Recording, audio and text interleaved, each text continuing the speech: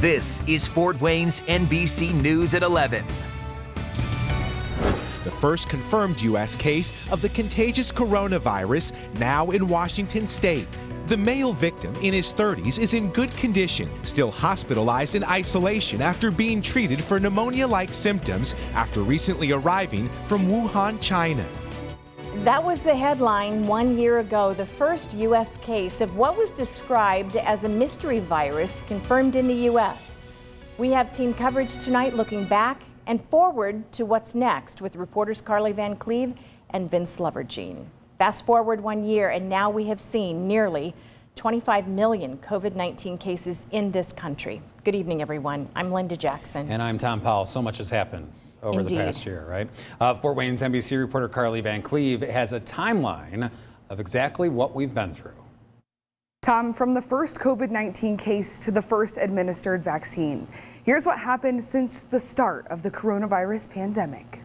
January 21st, 2020, the Centers for Disease and Control confirmed the first case of COVID-19 in Washington state. From there, it quickly spread here to Indiana, the first case on March 6th and the first death days later. It saddens me to announce that as of earlier this morning, we as a state have lost our first Hoosier to the coronavirus, COVID-19. And by March 11th, the World Health Organization declared COVID-19 a global pandemic. And a few days later, President Trump declared it a national emergency. This should have never happened to our country. This should have never happened to 184 other countries either. This was a disgrace that it was allowed to happen. Indiana Governor Eric Holcomb issued the first stay-at-home order on March 23rd, mandating quarantines, closing bars, restaurants, schools, anything to prevent further spread of the virus. So stay home. Get groceries only when you need them and only buy what you need. I'm telling you, the next 2 weeks are critical. We must make sure that we are masked whenever possible.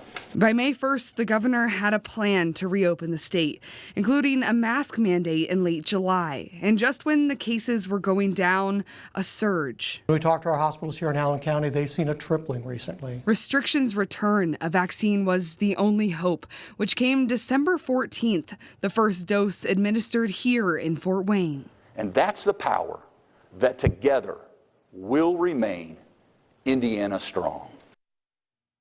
Now, January 21st of 2021, the vaccine is being given to millions of people across the United States. But when will the pandemic end? Health leaders say it's still too early to tell.